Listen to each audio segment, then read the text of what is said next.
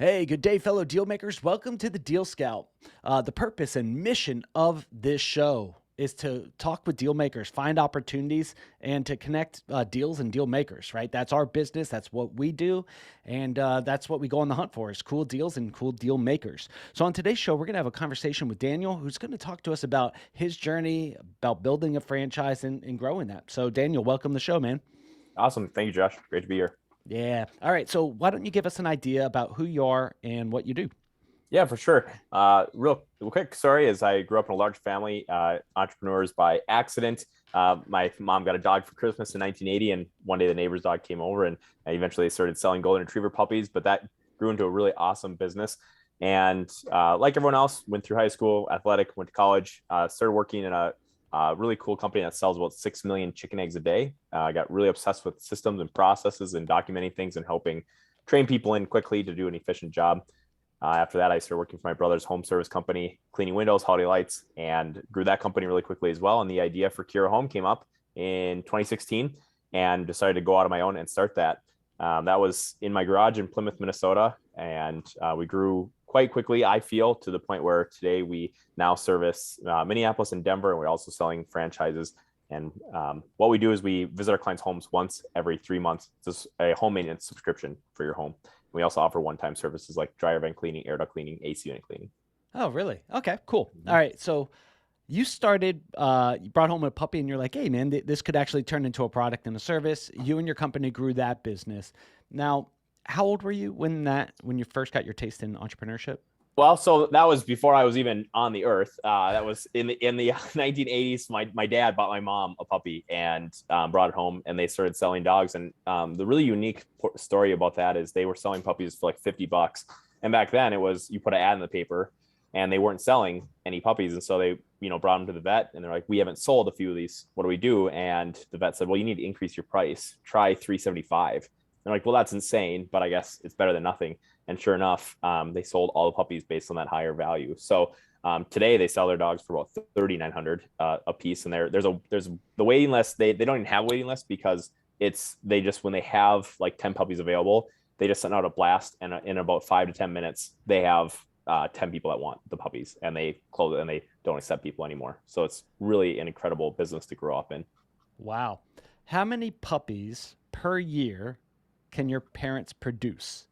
Yeah, so they're really particular about their quality, but they have, I think in a really good year, they can have about 80 puppies. Each female can have, it's Mother Nature's, right? So sometimes like you have pups and she's pregnant or she doesn't take, for example, but she might only have one or two puppies. They can have, 12, 13 puppies as well. So realistically, by keeping up with their process of they bring them to like the nursing home, preschools, like they have this huge, it's crazy how much they do with them. So they can only do so much. And my parents are getting very close to retirement age. So at this point in their life, they can very comfortably have about 75, 80 pups a year. So, doing the numbers, 80 puppies at 3,900 bucks a pop. This is a multiple six-figure business for them. Yeah. Yeah. But that happened by accident. And that happened by accident. Yeah. And so the first thing that they did was put a price tag, put in the newspaper, 50 bucks, Mhm. crickets. Yep. They talked to an expert and he said you need to increase your prices. You didn't change anything else except the price increase. Correct. Now it built a multiple six-figure business that they've been doing this for as long as you've been alive. Yeah. Yep. Since 1980. Okay. Why do you think that was so vital in their growth? And what do you think would happen if they did not do that?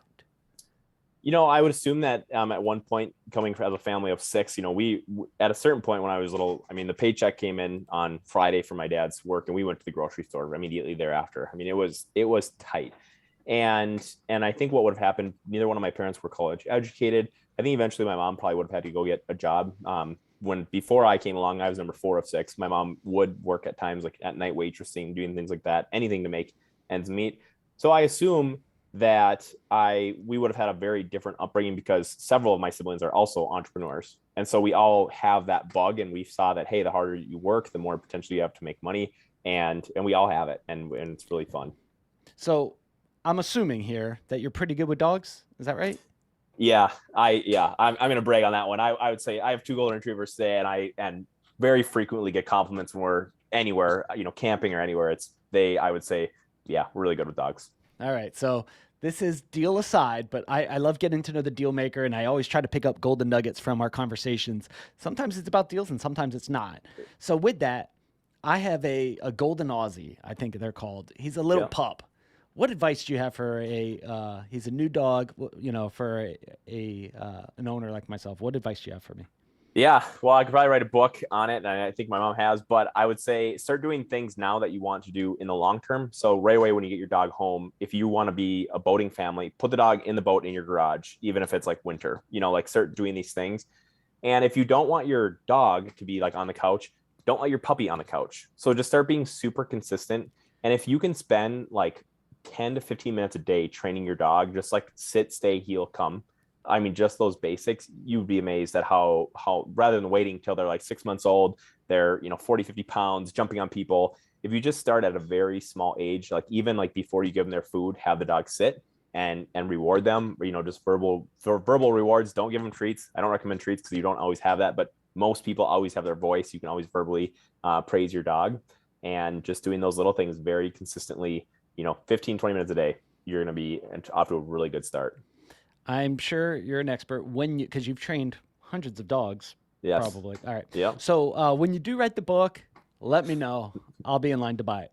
Sounds good. Yeah. All right. So back to deals. All right. So you grew up in the family business. Why didn't you stay in the dog business? Why didn't you build multiple breeds, multiple brands, whatever you might call them, and do Yeah. that? So I dabbled in it. Through college, I would go to people's homes for $100. I would train you how to train your dog and spend an hour and a half at your home doing that. And that was really great. And I also would board people's dogs for them as well. I had a fenced in backyard, and it was really easy. And it was very, I would say, I call it like actively passive income. And I got to the point with my clients where they would leave their dog in my garage. I had it, an AC unit, and it was heated, and I would be home for sure in the morning, at noon, and then for the rest of the day. And they knew that. So I would say, you can drop off your dog anytime that you're leaving, and I will be there within 4 hours to exercise them. That was really great. But what the biggest problem that I found with that, and with my current lifestyle, I'm married, I have a almost 2-year-old, one on the way. We are very adventurous people, and having dogs is very similar to being a dairy farmer. You have to be there at least twice a day, no matter what. So if you want to go somewhere for spring break or whatever, I mean, now you have to literally hire someone to come to your house. I mean, my parents have 10 adult dogs. So they have dogs that are coming up that can be bred once they're 2. They have dogs that are retired. You always need a few males because father can't breed daughter, etc. And so you can't just like bring 10 dogs to a boarding facility and be like, hey, take care of my dogs for the day. That doesn't work out. So it's really, really similar to being a farmer.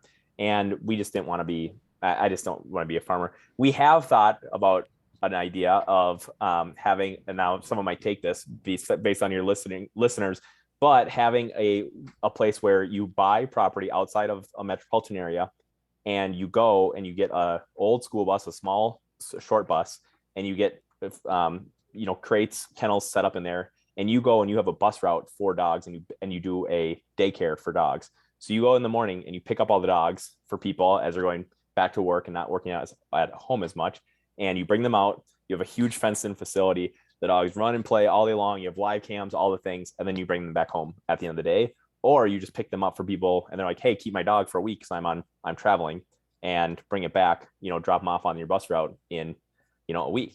So I think that would be my wife had even created a logo for it. So we got pretty far into that one at one point. Well, it's good that your wife likes dogs too, because it seems like dogs runs in your blood, right? So like Yeah. you guys are dog people. Super cool, man. I got tons of dog advice that I got to get from you, but we'll do that on another show probably. Um, so from there, you said you worked in your brother's business, right? Mm-hmm. Window cleaning and doing these kind of, tasks, right? Mm-hmm. These things that you have to go and actually do that. What was that like going from, dogs to this? Yeah, so the dog thing was always like a side business, right? Like that it was always it didn't affect my day job, I would say. So that was always fine, and I always kind of had that mindset of like being an entrepreneur, right? Like I was even like my first house that I purchased, I rented out the basement. Like I very specifically bought a house to house hack. So always kind of having in the back of your mind like several streams of income. And that way it really helps, anything that goes on, right? Like stuff happens, COVID happens, things happen, and having multiple streams of income is always really nice. So I always kind of was set up that way with renting out my basement. I've got these dogs that I'm boarding and training on the side. And then I have my day job, and all of them combined, I'm living a very comfortable lifestyle, especially before I got married and had a kid. So, so going that, it's a different mindset. And I think it's ultimately one of the reasons what I really wanted to start my own business was I was just wanting to take use some of my PTO during the slow season of my brother's company. He was like, I actually really need you that week. And it's like, well, I really want to use my PTO, and it's like 3 months in advance. And ultimately I wanted the freedoms of having completely being an entrepreneur where I didn't have to ask people to take a week off. Yeah. All right. So you were working in your brother's business on the clock, W-2, clock in, clock out. At what point did you say it's killing me, right? Like the entrepreneur has to go be the entrepreneur. At Yeah. what point did you crack and you're like, I'm doing this on my own? It was it was January of 2016. This idea came up for the routine maintenance service, and I actually told my brother that he should do it, but it didn't fit in quite with his service space. And I think the moment that I decided that's it, I'm doing it, is when I wanted a full week off, and he said I could only take 3 days. And he might not even know that. If he ever listens to that, big brother David, I'm sorry, but that was the straw that broke the camel's back. But ultimately, it was that freedom. What people don't realize is that you leave your 9-to-5 job and you say, oh, I was like, oh, I'll just work like 4 10s. I'll work Monday through Thursday. That is not the case. Now I'm always, you're always kind of working a little bit. My wife knows when you go on a trip, hey, I'm going to answer emails for 15, 20 minutes in the morning. Maybe on lunch, I step away for a few minutes, but you're always kind of working. But that was ultimately for me as an entrepreneur wanting to feed that fire. I wanted that freedom. Totally. How did you quit your brother's job? I feel like it was the right way to do it. I gave him a 4-month notice, and I said, hey, I'm going to start this idea that we talked about a few months ago. I think it's going to work. And he's like, that's really stupid. Yeah, it's not going to work. And then 3 months. And then, again, a month later, I'm like, hey, do you want to hire me? I'm replacement. I'm your GM. And we had grown fast. When I came on, he had 8 crews. And in 2 years, we'd grown to 16 crews. Wow. Very fast growth. And he's a really great business person, so I can't really take any of the credit, but he needs more people to duplicate himself. And so I was there to kind of, a very trusting person, as brothers. And I gave him a 2-month notice, and still he wasn't hiring my replacement. And then at 1 month, I actually had to go then and get my own vehicle, because he had given me a company vehicle to use. And so I'm like, hey, this is my vehicle. Like, oh, you're really leaving? Like, this is for real. Yeah. I go, yeah, I really am. It's in a month. Remember I told you 3 months ago that I'm leaving next month. And so we are great friends today. He's one of my closest friends. Christmas dinner is very nice at our house. So we get along really well and left on very good terms. We very frequently refer each other's businesses out. And it's fun to actually have competition, because he'll say, oh, you're 6 years in, and well, here's where I was. And then he'll say, you're doing pretty good, I guess, so it's very fun to compete against each other, and I always want to beat him. Yeah, there is fun, and I think healthy competition does drive us to do better. So yeah, an entrepreneur is the only person who will quit a 9-to-5 to work from 5 a.m. to 9 o'clock at night, Yeah, right? Like that's exactly. the switch there that happens. As you built this, were you married at the time when you left the W-2? No, I was not. And so my wife, year one, right, in a business, unless you're super lucky, you're making a ton of money. But I always say my wife did not marry me for money, because she was definitely the breadwinner at a very modest job. So no, she met me when I was low, at a very low point, right? But I was making money off the rental and the dog business. I was making 12 grand a year renting out my basement, and about 35K training and boarding dogs on the side. So you're still making, a decent, you're not like starving, right? You're not on the street. You're still paying your bills. I'm not like getting calls from debt collectors or anything like that. And I also had taken out an equity line against my home before I started this. So I had an additional 32K that I could use, I could dip into if I really wanted to. And I think she'll say this, and her mom has said it in years past. She's like, because I say, you guys are like kind of crazy, that Angie, my wife, that you're like totally fine with me, like being this crazy entrepreneur. But I've told her mom, like, when I asked you if I could have your, daughter's hand in marriage, you quickly said yes. She's like, yeah, I knew you'd always take care of her. And she's like, one reason why I knew that is when we were at Christmas, you told me that you in a way to make a little bit of extra money, you add out on Craigslist and Facebook to, if anyone wanted their Christmas tree hauled away, you pick it up for $30. And she's like, when I saw that, like that you were willing to do whatever it takes to make ends meet, she's like, I knew that you would always take care of my daughter. So, and being an entrepreneur, sometimes you have to do things that are like, I don't know, I'm assuming some of these people want that done, like I'll go do it. And I never did pick up anyone's Christmas tree, but it was an idea. Yeah. Hey, it's a pretty interesting idea. Would you take them to like a piece of property and burn them, or would you take them into like the dump, or you haven't Yeah, I figured guess I that hadn't part really out? thought that far. I think my plan was that the city that I lived in, if you had your ID, you could drop off your Christmas tree for free. And I assumed they didn't like mark down your address that you'd already dropped one off. So I think I assumed I would just keep on dropping those off each day. You show up with 40 trees. Yeah. Awesome. Awesome. All right. So you started your business. Did you have it in mind that you were going to turn it into a franchise, or was it just your own business? Like, what was the thought process as you built your first business? Yeah, I was actually, if you would have asked me on day one, I would have said absolutely not. We have no way we'd ever franchise, because I had helped my brother franchise his business, and I had seen the financials that go into that and the amount of detail that you have to have in place. And he never actually sold a franchise. And so I saw just that, that was a large 6 figures, to get in all that legal information. So from that, I actually learned how to do it a better way, to not spend as much money and not use attorneys for doing some of these things. And so saved a ton of money when I did it. But day one, when I look back at like some of my notes and journaling that I did at that time, my ultimate goal was to have a business that I was the owner. When I was 65, I had 8 to 10 crews running, and we surpassed that by year 4. So grew very, very quickly. I think even I didn't quite understand the potential and the demand for what people were looking for in the routine maintenance services. Yeah. Yeah. Super cool. So you took your brother through this process of franchising. You Mm-hmm. saw ways to do it better, Mm-hmm. cheaper, faster, right? So you did it yourself. Now, if you looked at yourself as a business owner and skill sets, like what are your superpowers? What are your massive strengths that you bring to the table? And then where are some of the gaps that you have as a entrepreneur? Yeah, well, a lot easier to talk about strengths, so I'll talk about those first. I will say that because of my upbringing, I love systems and processes. Working at that agriculture farm that sells eggs, creating SOPs, it comes very natural for me to see a problem and then create a process that solves it for the next person. So I really enjoy enabling my team members to be successful by kind of finding like a better way to do it. I would say my weakness is that I'll say to my team all the time, if we had followed through with every good idea that we've ever had, I think we'd be like $1 billion business, of course, right? So I think that sometimes it's really easy to sit there and like brainstorm and have these sessions. You go out for lunch or whatever it may be, and you're talking about like the next great thing at your home. We all come back and sit down on our computer and just keep on doing it. So I wish that we were be better at delegating and implementing things and really holding people accountable to those tasks. Because I think it's so easy to be like, oh my gosh, that's the best idea ever. And all of a sudden, like 2 years go by, I'm like, we literally talked about that 2 years ago. Why didn't we implement it at that time? And that's really frustrating for me. Yeah. Awesome. Yeah, I appreciate you sharing that.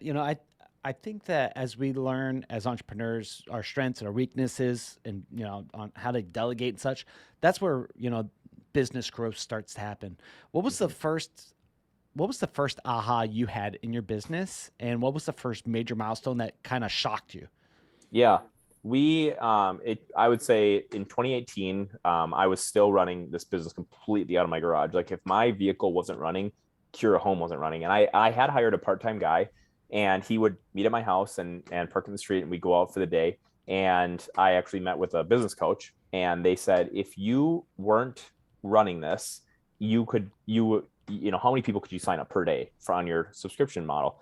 I said, realistically, I think I could get like 2 a week, 3 if I was just doing this. And they're like, okay, 2 a week compounding. They're like, and you're doing $8,000 a month in sales in January. They're like, you could do 25K by December. Like they wrote it all out, and they literally showed me on here are the numbers.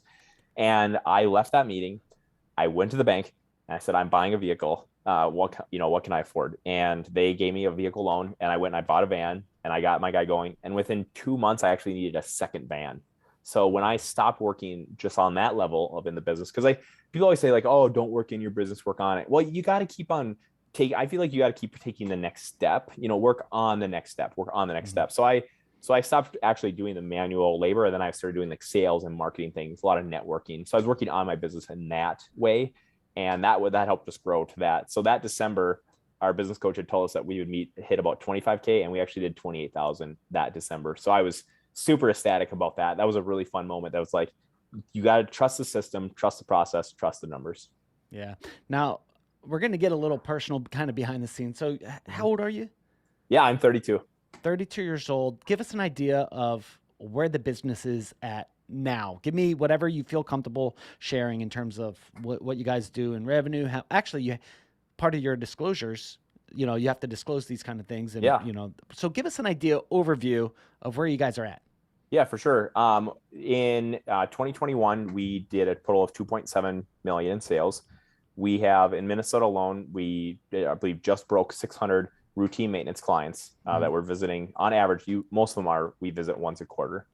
We now service Minneapolis and Denver, and we are very, very close to. We've finalized the territory, and I'd say we're 99% of the way through selling our first franchise, and that will be on the west side of Florida. So, Awesome. super excited about that. We have had our failures. In 2021, we hit really hard. We grew really fast, and we actually added a handyman division. However, we started that in February, and we had to close it down in November. We did $424,000 worth of handyman work. However, our our payroll and materials were $408,000. So it grew so fast because so many people want handyman, and we just took the same systems and processes and put them in place, like answering the phone, things like that. And the problem, there's so many variables in handyman. Just even talking about this, Josh, you probably have an idea of what a handyman is, and I'm thinking what handyman is, and we're describing two completely different people. So it was very, very complicated. But we grew fast. We had like 7 crews running, doing handyman work, and we had actually launched a few other states as well. And at the end of the day, due to how difficult it is to manage personnel in different states, we had to pull back a few of those, and we temporarily closed those markets until we can really get a better system process place for managing those people. Yeah, so handyman, that is a tough business. Now, so you guys, great idea, right? You're already doing maintenance on homes. You're Yeah. doing air filters and duct cleaning and all these things. Why not add a handyman division? However, you Right. saw that the variables, the cost to train, all these things were beyond your control or Yep, beyond for your sure. scope. And not to use an excuse, but I will. And that's that prices were changing so rapidly in 2021 on materials that we'd bid a job out for someone. And by the time they approved it, 3 weeks later, it was like, oh, well, this the price of lumber increased 25% over the, few weeks or things like that. And it was difficult. But I think someone gave me really good advice. They said that craftsmanship is not scalable. And I would agree with them. It's very, very difficult. If you're the only one that can do something in your business and you want to scale it, it's going to be very challenging. Yeah. I grew up on a construction site swinging hammers with my dad. Mm-hmm. So it wasn't until we brought in my thoughts were, if he could, swing hammers, he build it, I sell it. And eventually we wound up building multifamily.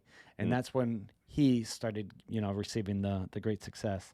But swinging hammers, it's very hard to make money swinging hammers or to scale, at least. It's a good living. Yeah, but for sure. Scale is difficult. I like that. Craftsmanship is not scalable. Wow, that's interesting. I would love to hear other people's thoughts. So, audience members, what are your thoughts on this? If you are the craftsman, if you are that worker, is that scalable? Loved your thoughts. You could always, post your thoughts on LinkedIn or just in the comments. But super interesting, Daniel. As you built this out, you're like, at what point were you saying we're building this out? I hired a coach, and they said, hey, if you were focusing on this task versus this task, you could be at 25 a month MRR, right? And you're like, holy crap! The lights went on.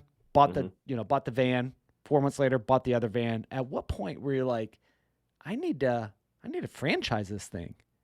Yeah, it came middle of 2021. Actually, we had opened a few other locations, and we were really having challenges. The demand was there for sure. We opened Dallas in our first month.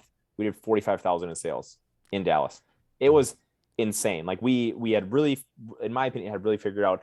And around the same time, we were receiving a ton of inquiries from other markets and other locations that people were asking us, hey, could I pay you to teach me how to do this? Can I run a Kura Home here or there? And, our answer is always no, can't really control our reputation, things like that. And finally, we were getting about one a month for a long time, people reaching out to us asking if they could start a Kura Home brand or version of it, that we decided that, hey, if we want to continue to grow and scale, it's probably going to be best to franchise the model. Awesome. Tell us about the name and the brand of your Yeah, business. for sure. So when I started this company, I did not want to name it Daniel's Home Maintenance. And my last name is Felt, and Felt's Home Maintenance sounds really strange. And I was actually Googling words that meant to care for, because we want to come in and take care of your home for you. And by taking care of all those routine maintenance items, right, it's going to run more efficiently, all that good stuff. It goes really deep. But I found the word Cura, if you spell it Cura, and in Italian, it means to care for. The problem is that several other people before me have figured that out as well. So there's like all these, Cura this, Cura that. And so I changed the spelling to a K, Kura, and I only compete with a sushi store out of New York and a DJ out of New Mexico. Other than that, SEO wise, we win that one. And Kura LLC was available. I loved how symmetrical KuraHome.com was, and I love that people ask, what does it mean? So Kura Home was started. Okay. If you looked back at all the years of your building businesses and entrepreneurship, what would you say was your best deal, worst deal? Yeah, I would say some of our best deals have been really large commercial air duct cleanings. But at the same time, we really get like super ecstatic about doing signing up every routine maintenance client. We track every single one, every single person. We still service client number one that signed on in 2016. And so we love our routine maintenance clients. That's the health of the business. So, but the large commercial jobs, I was really, really excited about it. It's not like the profit margin was even that much higher. It was just fun because it was like the first time we did a really large 5-figure commercial project. So that was really fun. And we were able to squeeze it in on the 30th of the month. We got it done on a Saturday, which made it so that month was a record month for us. And so, even though it didn't really make that big of a deal, but we got it done on a Saturday, and that was really fun to get that one in on the month. But worst deal, the worst thing that we have ever done would be that handyman stuff. Any project, we tried so many different ways, Josh, to try to make that profitable. Everything commission based. Everything you can imagine. We to the point where the guys would come back at the end of the day and they would put in their sales, their material costs, and the amount of time that they clocked in, and they would either give them a green light or a red light. And there was so many red lights consistently on that Excel file that ultimately we just had to end that. So it was our worst deal. The worst thing we ever did was start the handyman division. Yeah. How do you approach ideas now, right? So you're building out your franchise and people get together and everybody shoulds on you, right? Like, hey, you should do this in your business. How do you look at an idea to go, this is a good idea and we could do it? This is maybe not a good idea for us or at the moment. I think the first thing that I say now is that we can't be everything to everyone, and we don't want to be everything to everyone. And so that's number one, right? And so there are a ton of ideas that we could go with this, especially with our clientele base. And so a lot of times we do look really, really deeply, and we look at, is it scalable? Can we train on our current employees to do it? Is it easy to add on? And does our clientele want it? So we actually added multiple services onto our routine maintenance offering. So the same clients can now, we also will stain your or polish your stainless steel appliances, and we'll bring in smoke alarms for you now, or fire extinguishers, things like that. And it very easily fit into what we needed. We didn't have to buy a different vehicle or train in a different person to do all these things. So it fell in place with our current offering. So I don't have an exact perfect science to it, but what I think is way deeper into it now. Originally, we added handyman because if you just add handyman to your website and SEO is going to do its job, you're going to get a ton of people coming to you. For routine maintenance, people barely ever Google that. So that was why we added that. But now, as you get a little older and a little wiser each year and learn from your mistakes, I would definitely dive very deep before we add another service. So at the time of this recording, you're this close to selling your first franchise. I don't know how many details you can give. I know that some of the things you have to, I guess, disclose different ways. But what does a franchise, I'm a potential franchisee right now. What does that look like if we're having our initial conversations?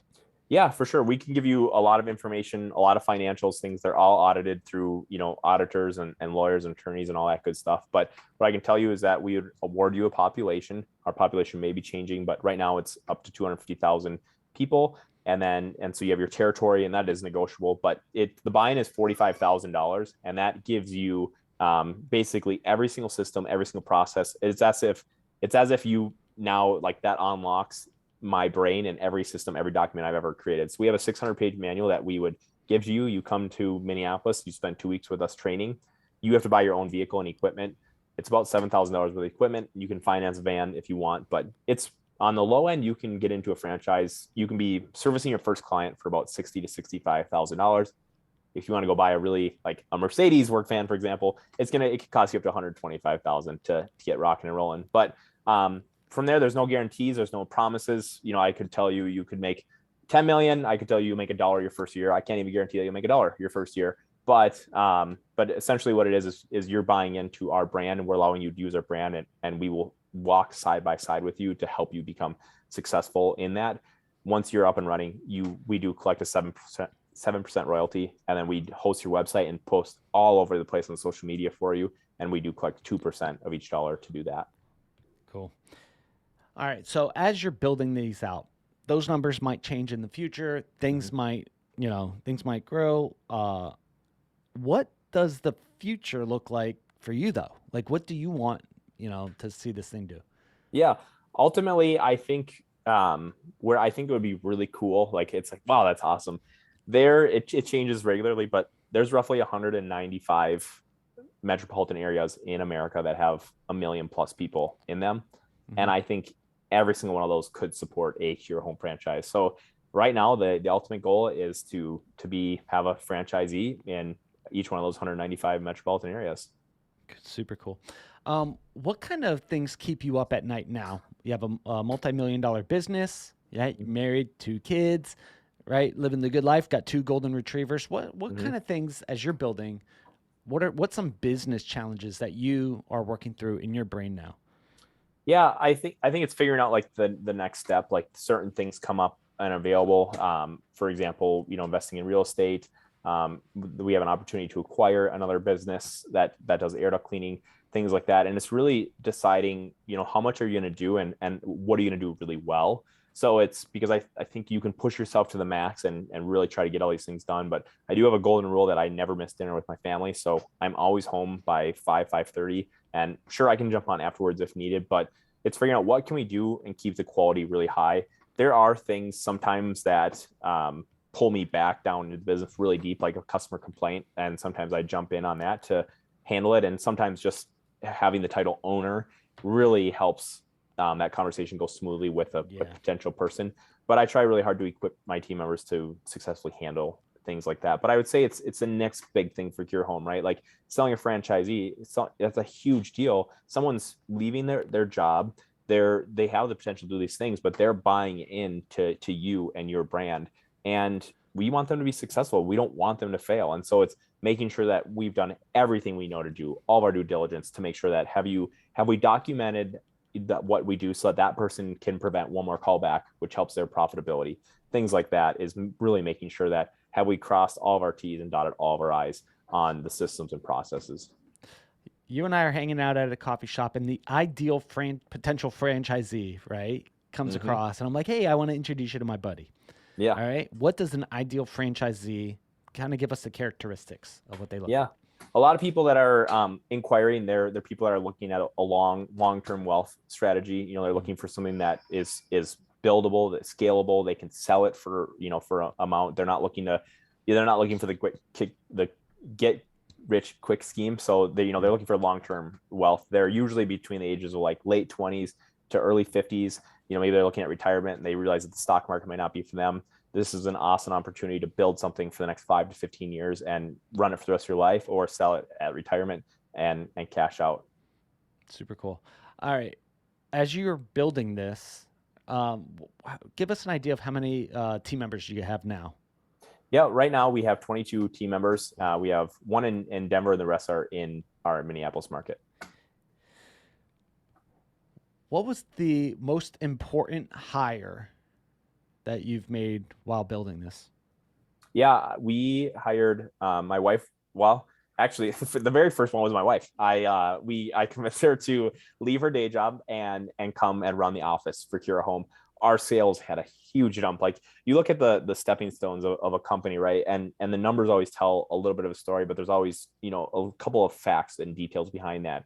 And when my wife left her full-time job and started running the office, and she came in with also like knowing that like now this has to work, because now we both of our income is coming from the company. It has to work, it has to grow.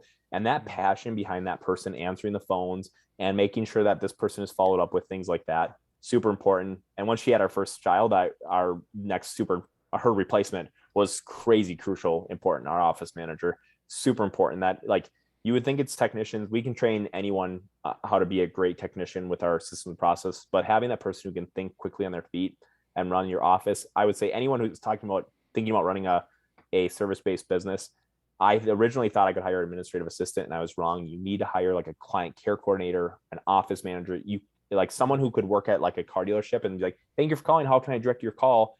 That's not who you need at a service-based business. You need someone who's like very, very smart, very, quick on their feet, savvy, who can really think outside the box and take care of these little problems, so that if you're out giving estimates or training in technicians or doing whatever you're doing during the day, the office is running smoothly. Yeah. So it's not just an executive assistant or an assistant. This is someone who can run an office, right? So Yeah. it's a more experienced, uh, Mm-hmm. what is that, hire, right? So Yes. um, how how did you learn that? Right. So I know that there's probably a little bit of story, and I do want to protect, past people, but like, what are some of the key components that you saw that you were like, okay, we need to hire a different caliber of Mm-hmm. expertise.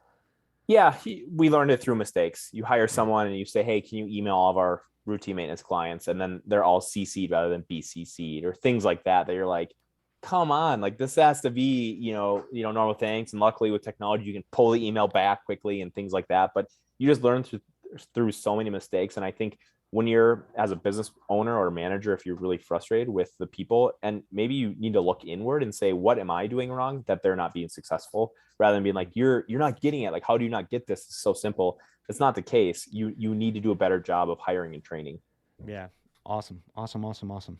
Um, Now that the wife is now out of the business, right? She came Mm-hmm. in the business, huge spike in sales. Like you're like, Mm-hmm. wow, that was brilliant, right? Yep. Replaced. How did things change there? Like, did you guys like working really well together, or did you find it better, husband and wife? Yeah, she only cried once while we were working together. So, Oh no. yeah, she, it was so dumb, right? She was thinking on her feet and refunded a customer, and I thought that we could have corrected the issue differently, like we could have gone back or whatever. And I think it was pretty stressful at the time. Like there's calls are coming in, and so only cried once. But I would say 99.9% of the time it was really fun and really rewarding to run a business together. It was nice because like on if we wanted to go somewhere for like a long weekend, like we were still kind of like working together. Like she'd be answering phones on the way up north to go camping or whatever, and I'm talking to this person about that, and we're still kind of working until 2 or 3 in the afternoon or whatever time it was. But we both understood, like you're scheduling people, and I'm helping a technician with this at that time, and now we have people in place. And now that she's out of the business, my wife does an incredible job of taking care of our son and keeping our house. Like she's asked me before, like, what's really important to you? And I'm like, yeah, like honestly, like if the world was perfect, like I love coming home to like a clean home and a meal. Like but I know that that's not always going to happen. And she does a lot of things to enable it so that when I'm at work, I can give it 110% and go all in and not have to be worried about what's going on at home. But when I come home, you bet I'm tapping in, I'm clocking in, and I'm full on dad duty. We're mowing the lawn together and doing all that stuff. So it's a really fun stage in life. Super cool. This year, a chance to get some brownie points. What is the wife in her business? In when she was in the office, what was her superpower in business? I asked yours. What was hers? Yeah, she had a way of really making whoever she felt on the phone feel like we were really good friends, and just a really unique gift that I don't think everyone has. Hmm. And there's little tips and tricks that we have trained on with people, smiling while you're on the phone and Yep. laughing with people. In our script, we even have a spot like it helps if you laugh here, right? And so there's little things that really help. And she created a lot of those things and really found those by testing and measuring. So she really had a unique way of increasing our close rate by making people feel comfortable and know that, hey, you are talking to another person on the phone. I'm not a robot or, some random person from across the world. Super cool, Daniel. Daniel, during this interview, we mentioned, what an ideal franchisee looks like. You mentioned the different territories that you guys are in, the future of where you guys are heading. Do you plan on having one of these franchises in every major city across the U.S.? Yeah, Maybe the world? that's the thing is I sometimes it's like, how big do you dream? Because like some people are like, dude, you're nuts. Like you want to have a franchise in every single county or every single major metropolitan area. And it's like, yeah, why not? We haven't looked at going into other areas of the world, but at the same time, I think if that opportunity comes up, we would for sure take it. I don't think you could ever ask me a question, be like, hey, you have the potential to follow this path and grow faster. Do you want to do it? I'm not like, no, like we're willing to try it.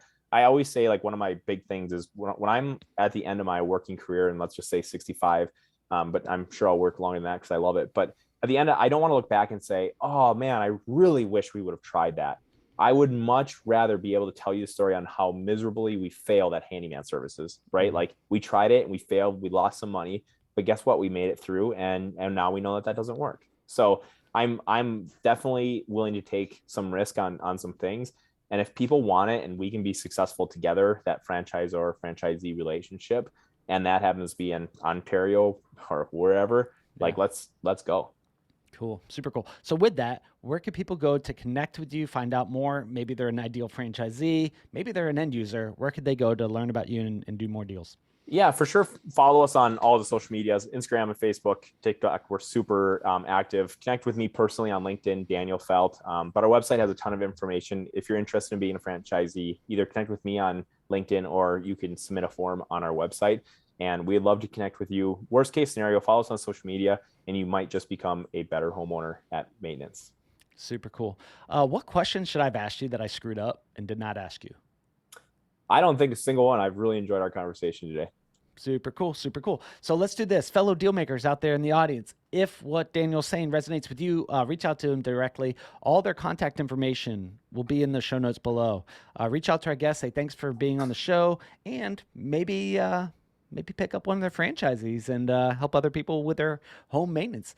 Till then, you guys have a wonderful day. Talk to you all on the next episode. See you guys.